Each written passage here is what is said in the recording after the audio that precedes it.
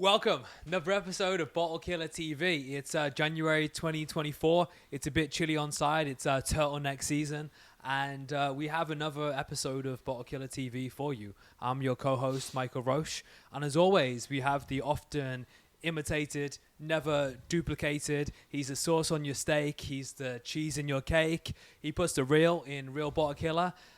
It's the Real Bottle Killer. How are we doing? Welcome back, Bottle Killers. How are you? I'm good. Happy 2024. It's good to be back. It's been a little while. And what we got for the people, the Bottle Killers today? Yeah, thanks, Michael. So what we're doing today is we are going to do a quick rundown of our top 3 whiskies of 2023. Maybe slightly late to the party. Some people do this the other side of the year. We're doing it now in January because why the fuck not? We haven't done it yet. And yeah, I'm excited. We don't actually know what each other's picked, so excited to see what you've got. I know I'm keen to share some of the drams that I've picked. So yeah, I think why don't we just get into it? Before we go, how many whiskeys do you think you tried in 2023? Jesus, that is a big question. Have a rough guess. Rough guess. I mean, like, let's say definitely over 5 a month. So what? There's like toward Christmas. I mean, there was about 12 like new bottles like kicking around. So let's add a few like extras there. So say 5, 10, 50 plus like I reckon maybe like 70, 80 probably. Wow.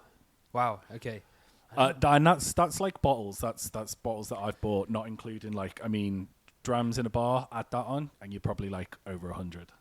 And then I know of my list. I kind of had them in my mind. I didn't go too much. I didn't worry too much about it. But there's a lot of good drams that kind of didn't make it into the top 3. But there was just the 2023 was the year of great drams. There were so many good things. Maybe we'll do some highly commended accommodations maybe at the end. But how tough was it to get to your top 3? So mine was easy, like really easy. You just know, you kind of intuition. You absolutely know. I think there was some highlights, like just before we begin and we start getting into a dram, is like 2023 for me was like the year of the comeback of unpeated whiskey, which I'm like so happy about. Like I absolutely love peated whiskey. And we've been to Islay a couple of times. We did Campbelltown a couple of years ago. And I kind of said, like, we're doing Speyside and the Highlands for this whiskey tour, the one we just did in November. And people asked a few questions. They were like, why aren't we going Islay? And I was like, believe me, like, we need to mix it up. And I'm so glad we did because it kind of rekindled my love for some of those flavors. It introduced me to distilleries that I tried a long time ago, but like now they're doing different things. So it was just like, yeah, and also expanding out into, and this is one of the things that I want to do more of and bring more to the audience in 2024, is whiskeys of the world. Like, I branched out into things like Japanese whiskey, not limiting myself to Scotch. Like, obviously, we've covered mostly just Scotch, if not all Scotch, on the episode so far. But in 2024, you're going to be seeing whiskey from India. You're going to be seeing Irish whiskey when it's St. Patrick's Day, Welsh whiskey, whiskey from all over the world. So excited to be back. Obviously, you can tell I'm pumped. But yeah, I think we got some drams lined up. And that's why they call him the Real Bottle Killer. He's keeping the world of whiskey honest. And I think it's one of those things where sometimes you kind of have to be really honest with yourself. And I think we both went through the same stage last year where we kind of like, kind of unpeated whiskey is doing it for me right now. Yeah. And even I'm going for this more than the peated whiskey. And sometimes, it's like kind of like the we felt like the cool kids drinking the peated whiskey, and some people just smell peated whiskey and they're like, and you think, well, I can really enjoy a 61% peated whiskey. Yeah. On ice, so masculine and bravado. But actually when we were honest, it's like, actually my flavor profile is changing, and it's kind of like enjoying and celebrating that instead of like sticking to what you know. Yeah.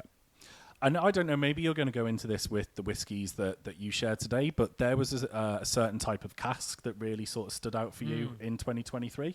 Why don't you share a little about that with the viewers? Well, we'll go straight into it. I think that's a good little segue, as they call it in the business.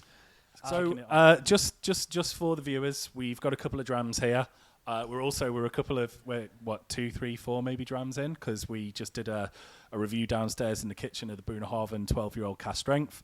So we come back up to the man cave to do the 2023 rundown, and we want to kind of keep this short and sweet, keep it moving, just so it's short, snappy for you guys to digest. But we're actually drinking the Hazelburn 10-year-old just to go. So we're not going to be diving into our top 3 whiskies to taste. But Slanjavar, let's see what the Hazelburn 10's saying.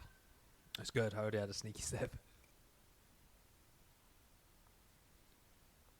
And with that, my in third place of my top whiskies of 2023 is in fact the Hazelburn 10. Drum roll.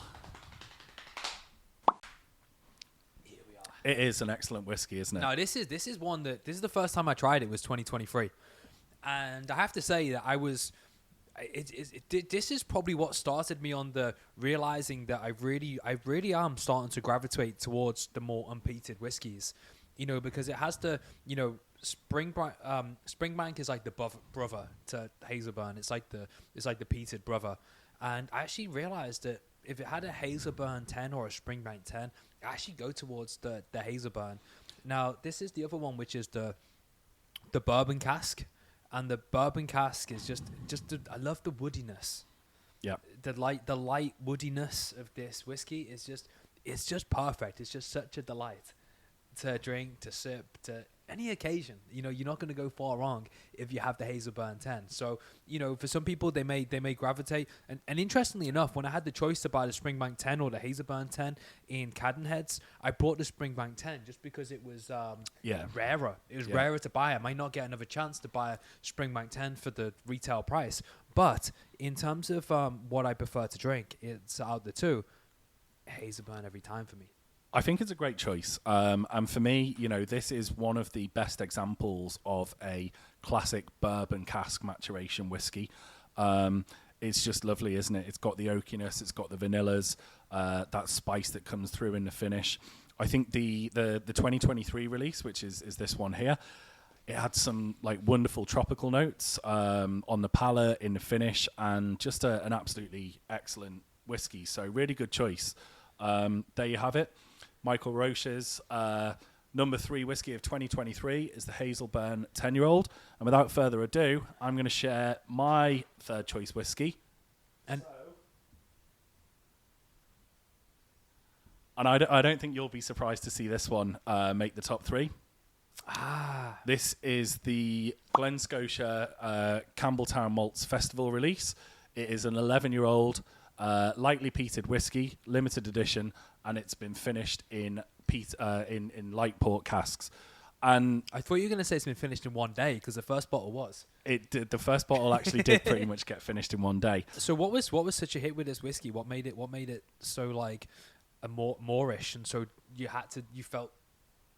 devoured it? You couldn't. It's almost like you couldn't help yourself. You were just enjoying it too much. Just aside from taking the edge off, having a 20-minute conversation with a priest. I think it's just so unique. And in 2023, there was a lot of white port cask finishes. So Lefroy did one for the Facialy release.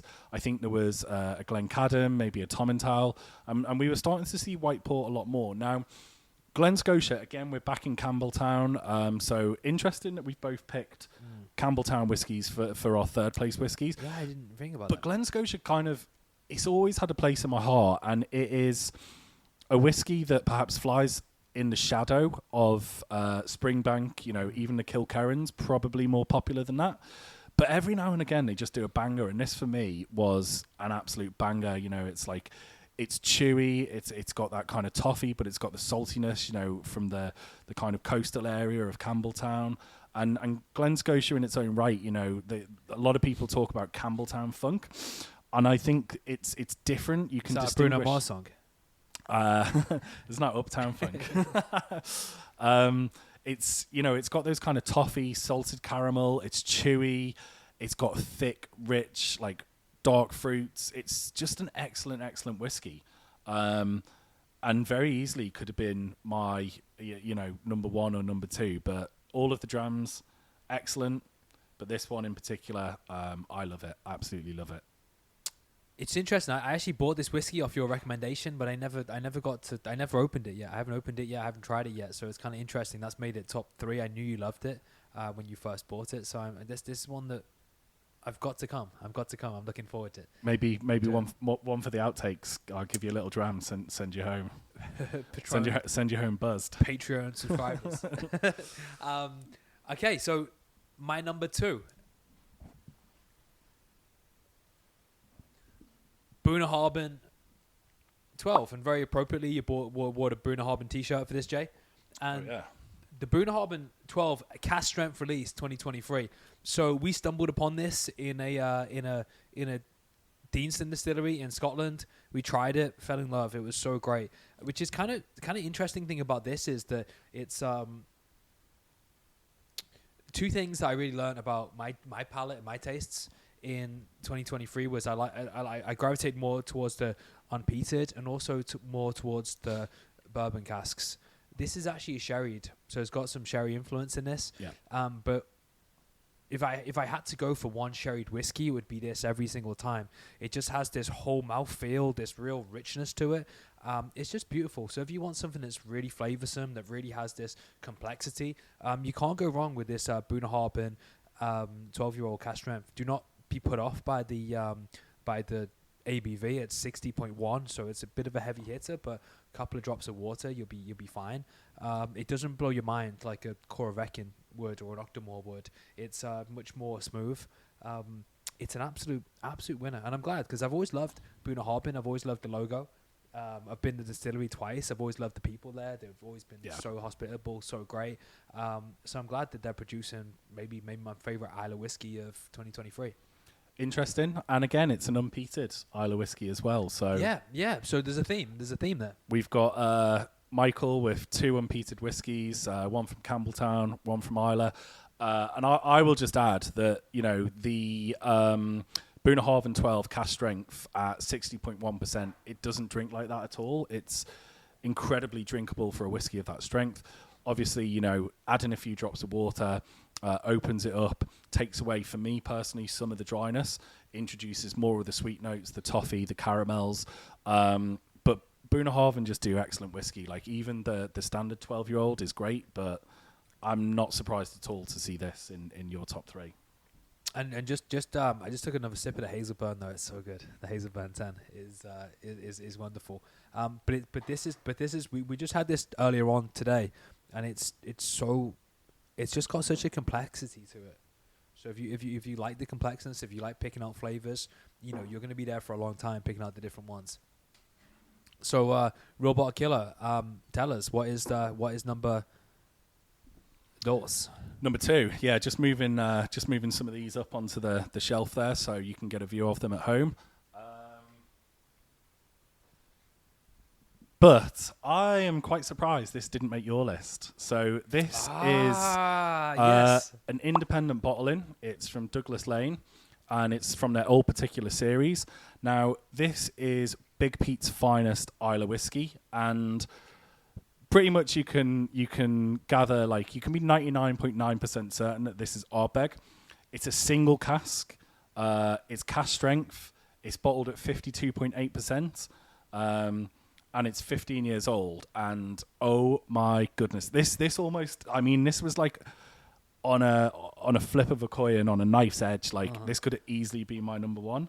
I need to try this again. Actually, this is I remember trying this the first time. It's just an absolutely, I mean, you can see, unfortunately, it's running low. But my good friend here, my co-host, he's got a couple of bottles of it.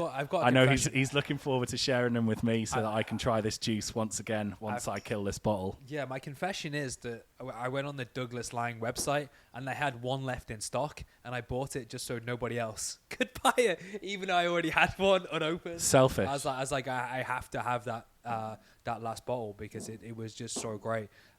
Incredible pick, and yeah, this is one of the secrets of whiskey, which is, sometimes you're not always going to be able to try the most popular whiskies for collectors at reasonable prices. Mm. And the secret is, if you go to independent bottlers, you're going to be able to try a single cask, because a single cask Ardbeg quite often is like £550, right? Yeah. And so I think they do a 16 or 17-year-old every year, single cask, £550. This was £95. It was an absolute steal. And it was as soon as you said, like, it's available. Like, we bought it that Friday night. I still remember. We were like, we're not buying any whiskey for a little while. We both... No, what was it? You're like, if Arsenal win this game, I'll buy it. And then they went 2-0 down, and you're like, fuck it, I'm buying it. I'm still buying it. I think they won 3-2. But you bought it before they'd even come back. I think it was maybe like Southampton. They didn't win. They came back and like drew. Oh, 2-2. But yeah, I remember it. Interesting.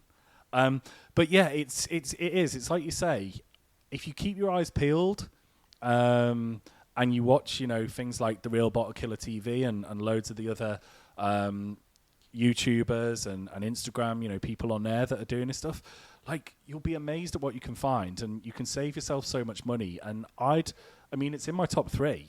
Do you know what I mean? Like, Bizarre-BQ didn't make my top 3, Anamorphic didn't make my top 3, Hypernova didn't make my top 3.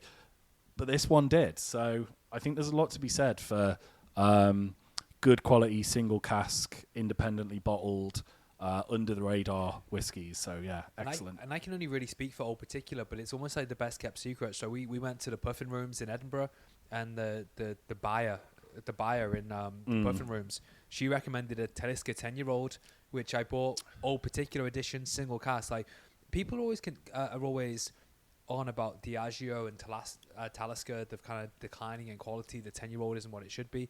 This is a single cask 10-year-old Talisker, and apparently it's the best thing she's ever tried. That's where she recommended it, like number 1 and number 2 on her list, behind another one we might get to a little bit later, but on a different episode. So this is where you can get like maybe what it could have been, or what it should have been. That's kind of against the grains of maybe what people are doing with lower cask strengths, different batches. You can kind of get to the original, the heart, the soul of the whiskey, because it's single cask and it's special. But they only release like 300 bottles at any one time, so you have to be quick. But if you get one of them, you know that it's like I said, it's got the heart and soul of that distillery, of that whiskey. Yeah, one that we need to try this year, definitely. Yeah, well, I think it deserves a whole episode of Talisker. I am a big fan of Talisker. I was drinking the 57 Degrees North the other day. I just absolutely love it. And again, it's one of those ones, like, kind of in the same sense as Glen Scotia. It's got that uniqueness to it. Like, you don't get anything that's like Talisker. It's in a league of its own. I've never tried a Talisker. Wow. Oh.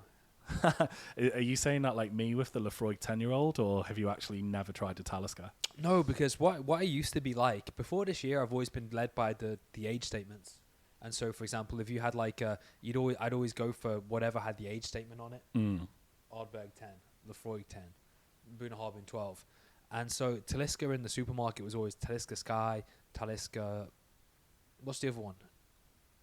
Storm, Talisker Storm. And Storm, so I never really knew where it sat, which one I was buying, and so I always kept away from it and tried different things. And so I know there is a Talisker 10 that they sell in Tesco, but that's probably why. It's just because I didn't know what the names meant, so I didn't actually know which whiskey I was getting. Whereas now I don't suffer from that so much. Maybe that's a good episode where you can break down some of these names and what they actually are, so people can know where to place them, maybe know whether to drink them. Yeah, I think that's another episode for us, a Talisker spotlight. Talisker special, yeah. So drum roll, please. Number one of the year, and then if you're actually, that'll kill the mics. If you're too soon. If you're a Bottle Killer TV loyalist, and you're one of our 47 loyal, or 51 loyal subscribers, then you'll probably notice this is episode 1. It'll probably be no surprise, but by number 1 whiskey of the year, give him a drum roll, please. And maybe my true love of 2023 was the Enigma by Cadenheads. Now this was a 15 year old Hazelburn mixed with it doesn't actually say on the bottle, the 16-year-old Kilkerran. Yeah. And this bourbon cask matured in oak, and if I die, I want them to make my coffin out of bourbon oak cask. because I love it so much. And it's just whiskey is aged 15 years, but you got a 15 and 16-year-old in there. So it's got Hazelburn there again. So you get again Campbelltown whiskies. So maybe Campbelltown is the winner of the. Even though we're It's not a surprise, is it? We're getting away. Even though we're saying we're getting away from some more of the peated whiskies, Isla and Campbelltown have still dominated the my top three.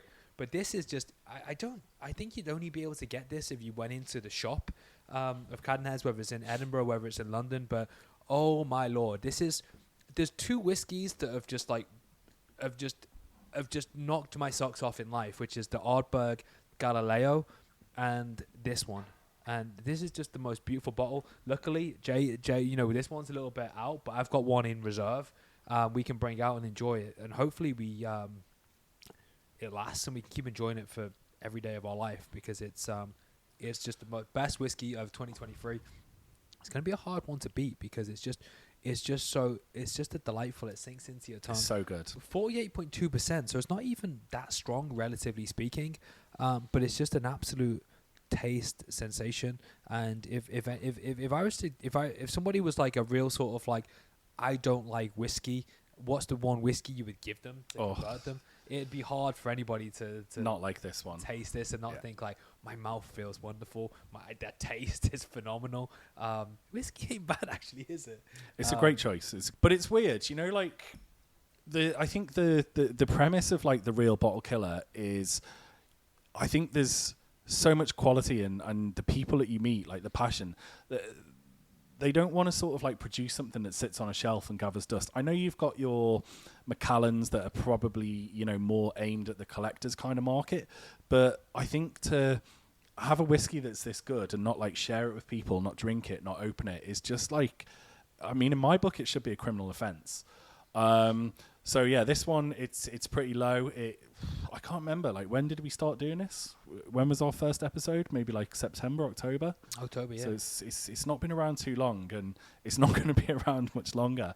But yeah, the Enigma, it's a beautiful whiskey, and it's just the sheer ingenuity of it as well. Because what was amazing about this is Cadenhead. So this again is an independent bottling. And so what they've done is, like, in Campbelltown, you have Springbank, Kilkerran, and Hazelburn, which are three brands which are brothers and sisters, right? They're working together, and just the ingenuity of Cadenheads to take a Hazelburn and to take a Kilkerran and put them together and blend it and to create something of this caliber is just phenomenal. It should be celebrated. I don't know how many bottles. They're 3,306 bottles. So they made enough bottles for enough people to enjoy it for a mighty long time. Released September 2023. Yeah. And just hats off to Cadenheads. And then again, if you see Cadenheads releases and they're doing their own blends, then they want to run towards, because if this is anything to go by, it's an absolute home run. Well, like, what does Enigma mean? I think it says it's something that's mysterious and seems impossible to understand completely. And I think the premise of, what Cadenhead's trying to do with these Enigmas, and, there's more. I think they released an Isla one recently. There was like a 25-year-old blend as well. Is give people the opportunity to try things they necessarily wouldn't get the opportunity to try. So big up to Cadenheads. Excellent whiskey, fantastic place. Check them out. If there's still any of these kicking around, or you've had any, let us know, because we love it. We'd love to know what your thoughts are. I think if you go to Edinburgh in the shop, I think you'll be able to get it still. I'm skeptical. Maybe we need another trip up back to Edinburgh. They were there in November, so they had Springbank 10 sitting on the shelf, and so I think these ones are going to be there. So snap their hands off. Before we've digressed a lot this episode, but now it is actually time for the Real Bottle Killers Real Bottle Whiskey of the year 2023. So tell us. I'm actually really, really interested in what you've gone for, because I thought it may have been the Cadenheads Enigma. I thought it may have been the OP, the old particular Ardbeg 15. Just put me out of misery. Tell me what it is. So, yes, thanks, Michael. Just before we do that, I think I'll do a quick rundown of the ones that we've got here, and then I'll dive into mine. And I'm not I'm not surprised by the bottles that you've picked. I easily could have put the Enigma in my top 3 as well. But I'm kind of glad that we went different. And what we've got... I'm surprised you've gone different, but glad. But it's good, right? It's good. It's great. It's great, because now we've got 6 rather than... Exactly. 3. And so what's interesting is we've got 3 from Campbelltown here. We've got 2 from Isla, and we've got 2 that are peated. So I'm pretty glad that I picked this one, because it's not from either of those regions, and it's not a peated whiskey either. And this was a distillery that I'm going to call out as one to watch out for in 2024. It was a big highlight for me of the whiskey tour, and you can probably already in your mind start to figure out which whiskey it is. But maybe the highlight. I've actually gone for the Glengarry, which was a hand-filled distillery exclusive. Now, what's interesting about this whiskey is it was actually distilled in 2012, but it was then filled into a cask in 2016, and the type of cask that they used was a double-matured rum barrel. And then I personally bottled this at the distillery on our whiskey tour in November. So on the 10th of November, this was the 127th bottle from the cask. It was bottled at 58.9% by the Real Bottle Killer. And I thought a lot about this, when making this choice, because one of the things that we want to do with the channel is introduce people to new, unique whiskies, make it fun, sort of like give them some ideas of like different types of whiskies, like the old particular, the independent bottles, the single cask, all of that kind of stuff. And I was like, is it the right whiskey to pick? Because this is something that's exclusive to me. Like, even the next person that, if they went to the distillery the next day, it's going to be slightly different. It's not going to be the same bottle that I've bottled. Why? Well, because it's just spent like that 24 hours in the cask. I've taken a bottle out of it, so there's more oxygen in there. Yeah. It's like fine margins, right? Like, but what I'm talking about is chances are someone probably didn't go to the distillery the next day, and maybe the next person to like do the hand fill could be a month later. Even they close in December, so maybe someone's like doing a hand fill of this cask now. What did you love so much about it? Well, that's a good question, and I think the reason why I picked this and why I wanted to share this with the viewers is because what makes this my number one whiskey is not just the quality of the juice, and this was expensive. This was I think it was like £205 to do this, and I get that it's a 7-year-old whiskey, right? It's a steep price for a 7-year-old whiskey, but also you're paying for the experience because it's something that is personal to you. You get to kind of do it at the distillery. And I think the 2 reasons why I went for this one is because Glengarry was such a highlight, and it's an exceptional whiskey. It's beautiful. We tasted 3. 2 of them were sherried. This was the rum one. No, in fact, 1 was sherried, 1 was a wine cask, and this was the rum one. This was my favourite. I was like, no questions. This is what I'm going to get a bottle of. And I did. I think Glengarry is like excellent whiskey. It's like super high quality. But the reason maybe why I picked this as number one, and I sort of factored in, it's 225 quid versus my second place, which was 90 quid for a 15-year-old whiskey. I don't think price should play a part when you're deciding what's the best whiskey. You've got to judge it on the quality alone. If you're talking about what's the best value whiskey, price is a factor. But for me, what's the best whiskey? This is the best whiskey that I had in 2023. It's sweet, it's tropical, it's cask strength, and it's just, again, it's rich, it's honeyed, and it was just such a surprise. It was such a game changer. Like, I've literally been snapping up bottles of Glengarry pretty much every time I see them now. I think this is my big tip for 2024. Keep your eyes peeled for any core bottles, but independent bottles of Glengarry that are coming out, because it's just excellent. They're doing floor malted barley again, traditional methods. They seem to be producing a lot more. So, yeah, I think I'm pleased and proud to put this as my number one. It's almost like they've seen what Springbank does so well, and they're trying to get back to the old school ways of whiskey making. And so over the next few years, you're gonna, well, with whiskey it could be 12 years, but they're gonna start producing some absolute bangers. And it obviously makes a difference, right? Because I mean, what we tasted there was just mind blowing. It was the thing with tours, and the reason you go to tours and you get you become so evangelical about certain little distillery. It was just us there on premises at that time. Yeah. They took us into little Boffy, and we had just the greatest time in that little space of that hour that we had together. We had 3 great whiskeys, the wine cast, the rum cast, the what was the sherry cask, my favorite. It was the Renaissance Chapter 3. I think it was a 17-year-old sherry cask, and it's still on my list to buy. I think it's about £120, which is not ridiculous for a 17-year-old. But if you're a fan of sherry casks, have a look for the Glengarry 17-year-old Chapter 3. That's a great one. Just a wonderful, wonderful distillery. And only going to get better. Only going to get better. So it's kind of like a one to watch. I think that's a great call. Absolutely. And so 2023. Can you think back to January 2023 and what was your top 3 of 2022? Can you even think back that far? Absolutely not. I mean, I just said at the beginning I probably drank over 100 different whiskies in 2023. So can you think of when you went into 2023 what your favourites were? What were the sort of consistents? Definitely Ardbeg.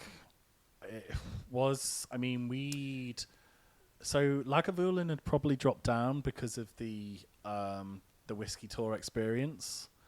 But I was like Bruichladdich, definitely up there. Kilhoman, I was enjoying a lot of Lefroy. I think Lefroy was kind of making an appearance in my top 3, top 5s. But like 2023 for me was just like a year of Islay, and that's why when we went on the whiskey tour, which was in November, it was so refreshing to go to the Highlands, to go to Speyside, and like sort of kindle the love of what really got me into whiskey, and it's a journey. Like I talk about, maybe you start off with a supermarket dram like a Glenfiddich.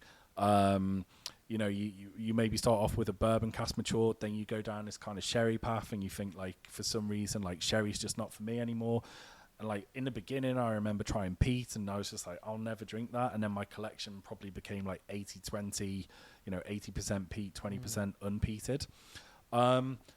And that's one thing I say, like I'd leant so far and gone so far down the peat rabbit hole that like finishing 2023 with like Speysiders, and I've got to give like an honourable mention to Lindor's as well. Lindor's, cask of Lindor's, bourbon cask. We drank it, unfortunately or fortunately, whichever way you choose to look at it. Like we drank it between the tour on the bus, and it didn't make it home. But it's one that I want to add to the collection. I think Lindor's bourbon casks was a really solid dram. Lowland yeah, whiskey. everyone highly commended it. Didn't quite make it just because we didn't have it here with us. If we had it here with us, it might have actually broke into my top 3. I don't know, but it's an absolute beautiful dram.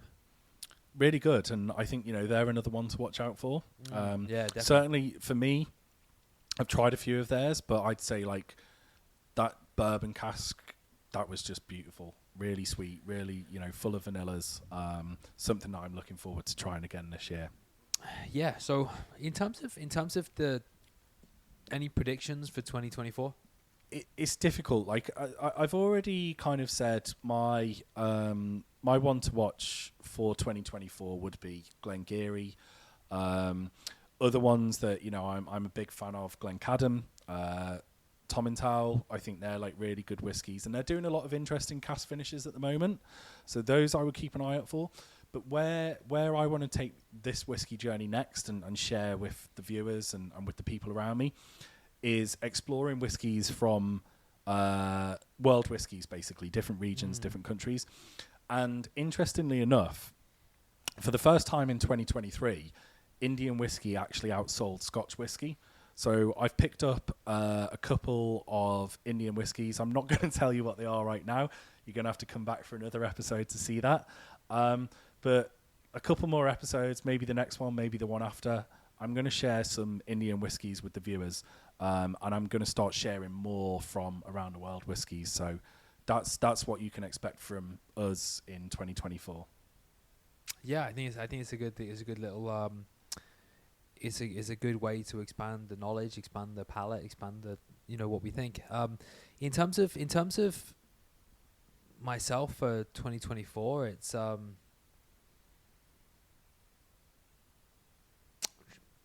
maybe it's continuing the unpeated journey. Just out of interest, is there many because I don't know if peat is more of a geographical thing in Scotland. Is there many peated whiskies from around the world, or are they mainly unpeated? I think it's a mixture. So actually, well, I mean, it'd be a bit of a dead giveaway if I talked about the one of the Indian whiskies that I've picked up. But did they import the peat, or is it peat? It's natural to the land. So my understanding is that there's a combination of Indian single malt and actually peated Scottish single malt, and it's like a blend between the two. Like they import it, yeah. So that's it. But maybe it's one we need to learn more about, and we need to share. But yeah, so you're interested in going down more of the unpeated kind of experience. Well, we went to Isla, we went to Highlands, and I'm interested to just check out a bit more of Speyside, and I'm also interested in checking out some of the newer distilleries that I haven't seen before. There's one whiskey that I tried last year that was really that really impacted me, which was Loch Lomond. Yeah, that was good. And so there's so many like that, which is like I've never tried. So I want to get away from just relying on the old faithfuls like the Ardbegs, the Lafoigs, the Bruna Harbins, and actually just explore a little bit and see if there's any little. There's one that you bought recently, which was in the quiz, which was Glenturret. I'd love to have an experiment with Glenturret. Raw Bracker is one that's on my list as well. I want to try Raw Bracker 12. And a single cask, and there's a few independents that have got some. All particular, have got a Royal Bracker right now, which is a 12-year-old. Just try things that I haven't tried before. And absolutely. Just, again, get to remake my mind up about what it is I actually like. Go on the journey, and that's it. Yeah, I don't think I have any more to say. So should we take it out? Yeah, let's take it out. So same old. You've had your top 3 whiskies from each of us. I hope you've had a good time. I've had a good time. Have you had a good time? I've had a rather good time. And we'll see you next time. Cheers.